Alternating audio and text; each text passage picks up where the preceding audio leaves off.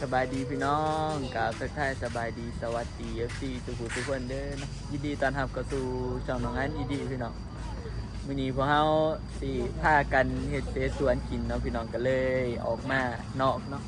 ออกมาซื้อของกันหน่อยๆพี่น้องก็ออกกันคนละแสนเนาะพี่น้องคนละแสนกี่แสนกว่าเลยมาเฮ็ดเสสวนเช้าอามาแต่กรุงเทพเนาะพี่น้องมื้อนี้ก็เลยพากันเห็ดเจ๊สวนกินพี่น้องเดี๋ยวตอนนี้เขามาสื่อเนาะไปสื่อคลองกันเอาอย่างไงเอาหมู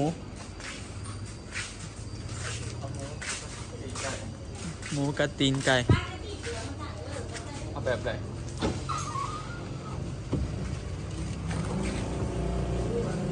ยังเอาตัวเป็นโลหนึ่งเลยมันมีหมูแบบนี้บ่บอหมูสไลด์แบบนี้บ่แบบนี้ว่าตัวมันเป็นอันนั้นเด้มีมันนะแม่นบ่เอาซื้อที่มันติดมันนับมันเด้1 กิโลแม่นนี่แบบนี้บ่ที่เราเคยซื้อ1 โลเนาะ1 โลเนาะเนี่ยไปดูก่อนอันนี้ครับจับยังอีกตีนไก่แมนที่ไก่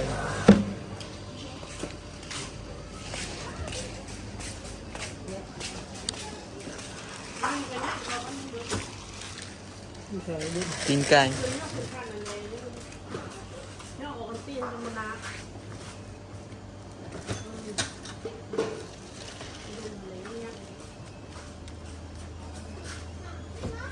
นั่นเป็นอันนั้นบ่เป็นติดมันนำบ่แม่ตามขันแบบเดียวก็ในกล่องแบบเดียวเนาะเป็นแพ็คโลมันถือกลัว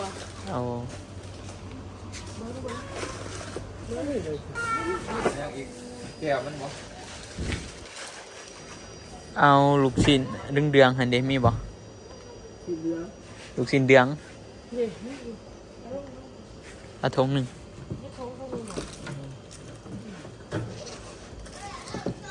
จะหูว่าบอลจะหูเฮ็ดเลยโคเฮ็ดเค็มเอาเฮ็ดเค็มนะ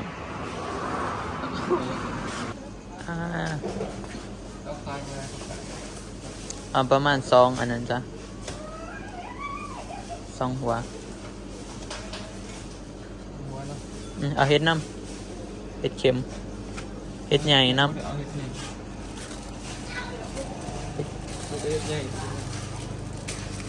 เฮ็ดใหญ่จัก3 ถุงกินเนี่ย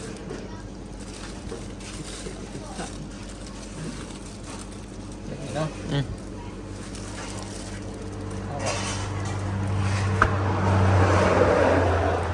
ไป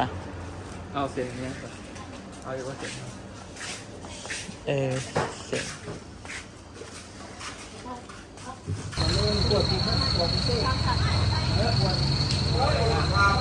ได้ของประมาณนี้เนาะพี่น้องเพราะว่าของมันบ่ครบแล้วมันบ่มีบ่ครบมื้อนี้กะ295,000เนาะเดี๋ยวถ้าจ่ายเงินก่อน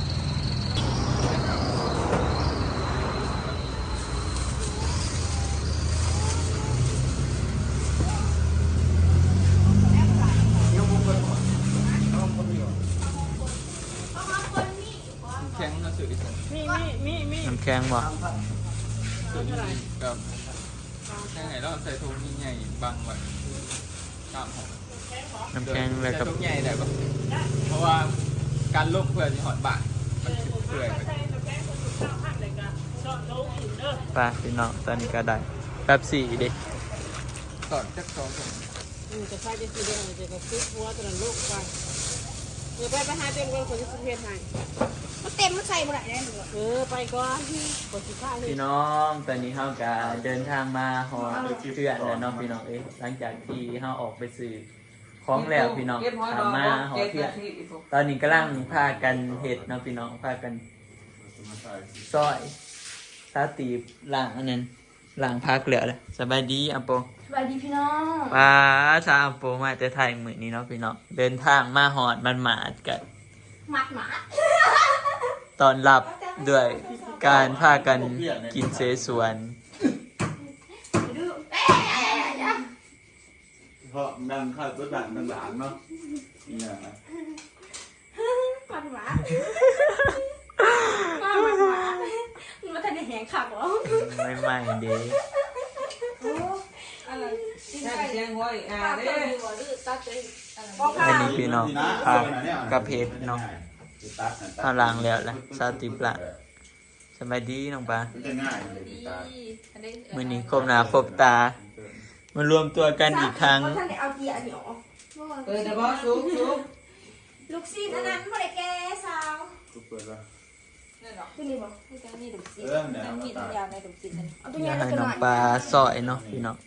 ปลาตัวน้อยตัว ซ ให อ ญ่ ยเล็บมันออกกัน มันแต่งของเทน้องลูกซีนของไทยก็ได้ ไอ้ของแท้อีกทีค่ะ ฮอตหรอกที่แบบว่ามันมีเกี่ยวอันนั้นเลยมันเกี่ยวบางๆแต่นั้นมันเรือง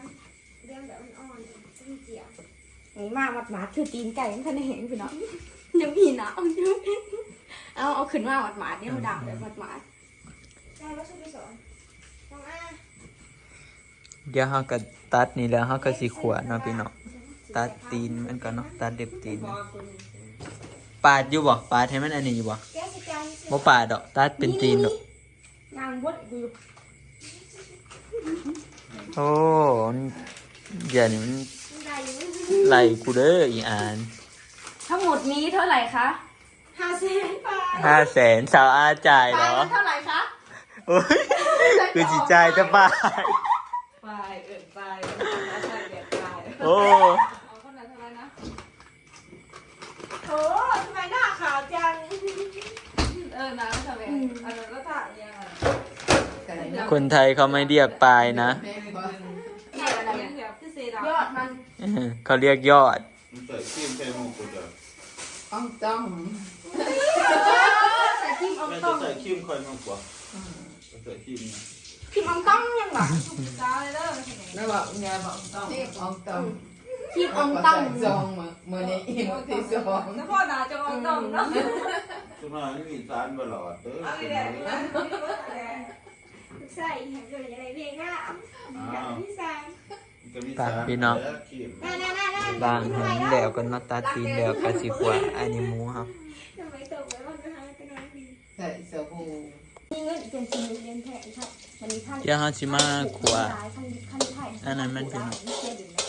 ขวดน้ วันนี้คนซิบท่านเขาต้องคุยเพราะ ำเนาะเสสวนเนาะก็น้ำมาละหั่นแหละ ยังเขาบอกสีอูดไทยอูดไทยเด่นแต่ท่านเราคิดเอาเด่นแต่ท่านที่หมดว่ามีจะได้มีเงินกันหรือว่าก็ให้แลสิเก็บสีเก็บที่นู่นจะเห็นญี่ปุ่นทานลงปลา เก็บตังค์ทำอยู่พุทธเนาะ บุอูดหายแหน่ละอยู่บ้านเนาะอะไรอยู่ไม่ใช่ก็ที่เราบ่แต่งนะเราบ่บอกเขาเอ็กซเรย์แล้วเขาก็อูดหายใจ เดี๋ยวเฮาสิขวดตีนมันใส่น้ำพี่น้องบัดนี้ เสียงเขาบอกได้มีปัญหา ขวดน้ำมาละใส่กับตีนมันเนาะ มีปัญหาอะไรเขาก็เที่ยงเขาหลุดดีเขาแพงกิน ใส่อันนี้เนาะพี่น้อง ป้าตะเกียบที่จะมันได้เกือบเกือบ เกือกเนาะเกือกซิมอาโป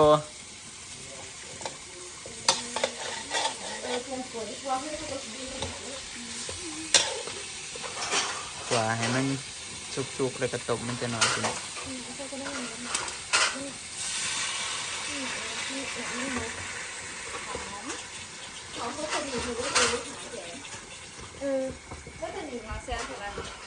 จัก ไหนคะมาได้ไหมโล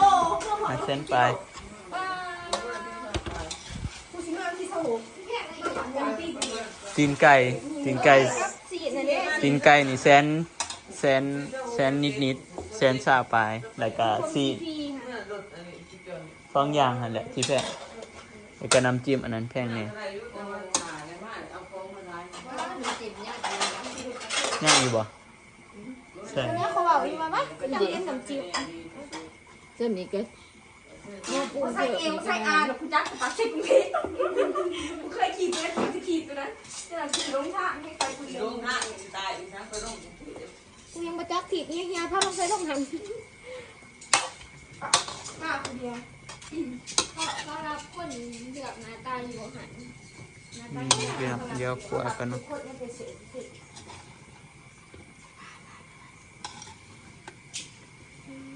ขวามันนั่นคือบางหอมมันรับกินให้กับอาหารใส่นั่น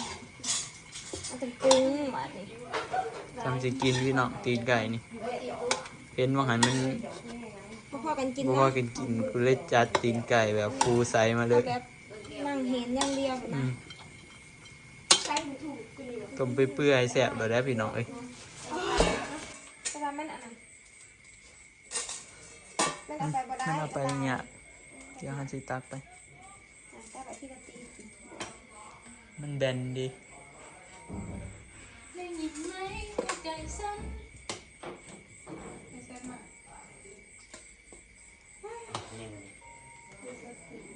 เต็มโต๊ะพอกันอยู่เลยเนาะโต๊ะไหนคนร้านเก่งมาใหม่ยังค่ะ มาดิเลย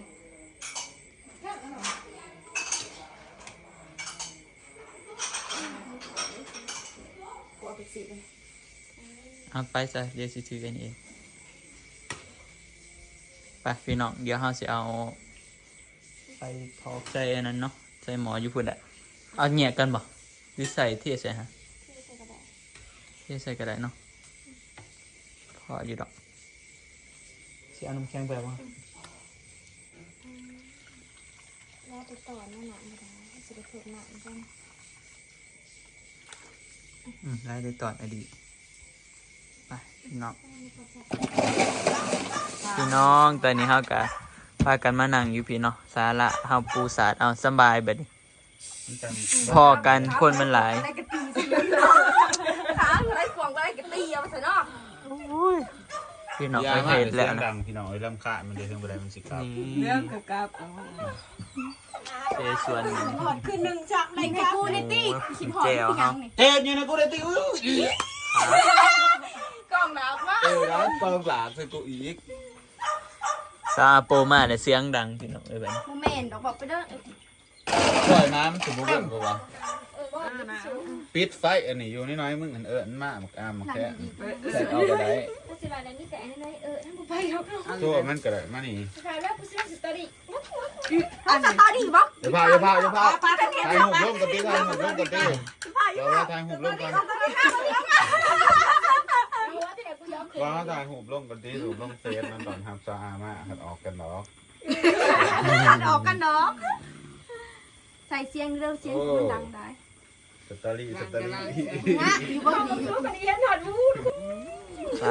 มาเด้อพี่น้องบัดนี้ฟดแล้วหมอเฮา งงมือเลยแล้วบ้านนี้ ยิ้มไปแต่หัวปีมันยิ้มแต่ก็ยังปีเบีย เขาเอาจังเลย ซาอามานี่มีอันนั้นเนาะมีเสียง มาเด้อพี่น้องเลย ไอ้ซุกยิ้มไปแต่หัวปี วันนี้ซุ่มแช่แม่พวก กินน้ำซุปเลยค่ะหัว เชสวนคือเก่าปิดยังบอกเชสวนหมูกระทะนี่ตกดุดในนอกเรือนี่เนาะหมูกระทะเนาะ แต่บ้านจะเลย หมูกระทะนี่บ่รูด6-7 แสน มันก็ถามแพงก็ซื้อสวนร้ายเท่าเลย แต่บ้านแต่บ้านเปลี่ยนเจ้าไม่เสียพี่เปลี่ยนเป็นมุกกระทะ แจ่วอย่าง ทีมแก้วตัวนั้นตาเป็นตัวไอ้ที่ เอาตักไปเลยไปของแม่ เป็นหอนหน้าหย่อนตัวนี้แหละ มาเด้อพี่น้อง ไอ้นั่นเดี๋ยวจะไอ้เกี๊ยวคือกัน จะแซ่บพี่น้อง ทำยางมาปั้น ใส่เป็นหัวเพิ่มเอาวะ อีสาน คือสีนัวๆเนาะ แน่นิ่งวะกูก็ปุ้งเบิร์ดนี่แหละ เช้าอามื้อนี้มาจากไทยกับเลี้ยงทีมงานเลยเนาะ โอ้ขอบใจเด้อสาวอาโดยเด้อมือนี้ ซาเลย สาวอาโดยเด้อ เลี้ยงทีมงาน คอยเดี๋ยวผักจะเลิศ วัน300มันได้เด้อเพิ่นว่าติดกับวันน่ะ100บางทีก็บ่มีเพิ่นว่า มีแต่ FC ถามหาพี่น้องเอ้ยซาวอาโปไปใช่เนาะบ่เห็นซาวอาโปลงคลิปเนาะก็คือซาวอาโปไปทำงานอยู่ไทยเด้อพี่น้องทำงานกับเมื่อยบ่ค่อยได้ลงคลิปเนาะแม่นบ่ซาวอาโป แม่ ทำงานอีหยังอยู่ไทยอยู่พุ่น อาหาร หารอาหารเนาะได้วันละเท่าใดอ่ะ บ้านละ3 ดอย 300 บาทเนาะพี่น้องแต่ก็บางเทื่อก็ได้อันนั้นเนาะได้ติปเป็นเด็กเสิร์ฟเด้พี่น้องเฮ็ดทุกอย่างบ่บ่แม่นแต่เสิร์ฟเนาะถึงล้างถ้วยล้างห้องน้ำอีหยังอีกพี่น้องเอ้ย เป็นคนด่างของหน้าไม่ได้เสิร์ฟ ออกไปข้างนอกปะ มีน้ำจิ้ม เบามามันก็เศร้านะ ก็ได้เสียแต่ของกูอยู่บ่ จอยมันก็หายเลยยังสิเบาไอ้มันจอยมันหายแล้ว จะน้อยก็มาจากมือก็ซาโป ไม่ใช่หายแล้ว ไม่ใช่ไหนเลยนะ มา สี่มื้อ 4 มื้อมาต่อบัตรเนาะพี่น้องก็กลับเมื่อทำงานใหม่ มา อีก หาหมูเลย แล้วก็มาหาห จาน มู่ มันเห็นหนากัน เอ๊ะ จานบ่ได้มาอีกเนาะ ถ้าแบบว่าจะหาเงินนั่นเสริมดังพี่น้องเสริมงามเพื่อว่าเห็นงามๆแล้วก็ เสียงดัง เปลี่ยนจากอันสาวอันคัดของน้ำไปเป็น PR แบบนี้เป็นว่าเป็นสิอันยกระดับเนาะตอนแรกเฮ็ดงามก่อนเพิ่นว่าหาเงินเฮ็ดงามก่อน เอาผัวเสียเด้ออัปเปอร์เด้อ มีคน สบายเลย เอาให้มันได้เด้ออ่ะก็เสีย แล้วก็ กบอร่อย คุบเอาคือโกคือเขียนอยู่ ไอ้มาเอายังก็ดับเบิลอยู่ห้องน้ำนะก็ขอว่าเบิ่งอันประตูเดี๋ยว ตุ๊กแก แกนี่3 นาทีคุณเนี่ยนั่งคอยอยู่ เป็นไม่ได้หายใจตีบนอก ตาขวัญบวมเบิดหนา หายใจว่ามันจืดไปเอง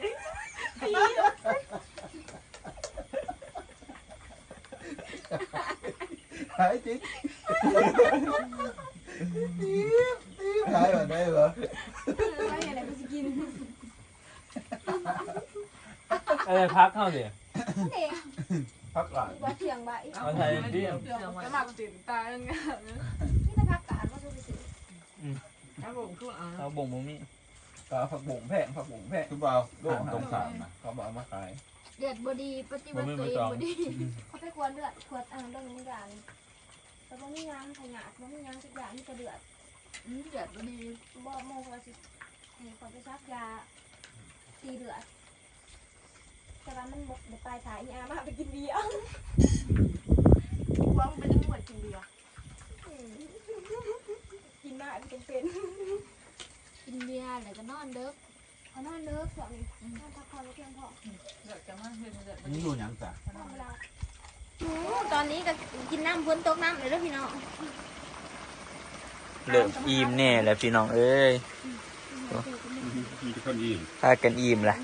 โอ้ยอืด แซ่บบ่ แซ่บดี แซ่บเนาะมื้อนี้ อร่อย ออกกันคนละ56,000พี่น้องก็ พี่อาร์มของ รู้สึกว่าคันแชร์กันหลายๆคนก็ เตือนเนาะ บ่เปลืองแล้วก็อิ่ม บ้านเพื่อนบอกข่อยมาอันกินข้าวเสียบนอนดับ คนละ100 บาทพี่น้องแชร์กันเนาะก็พอดีอิ่มบ่หลายเกินบ่น้อยเกินพี่น้อง กินได้เซ็นนะอืดได้ไงมันเพื่อให้มันเสีย ไปพี่น้องเอ้ยตอนนี้ก็พากัน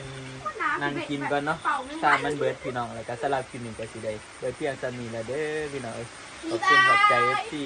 เบิดสุขุทุกคนพี่น้องที่เข้ามาติดตามรับชมเนาะฝากกดไลค์กดแชร์กดติดตามเนาะพี่น้องเพื่อเป็นกำลังใจให้น้องอันนี้เนาะเดี๋ยวเอาไว้พบกันใหม่คลิปหน้าบ๊ายบาย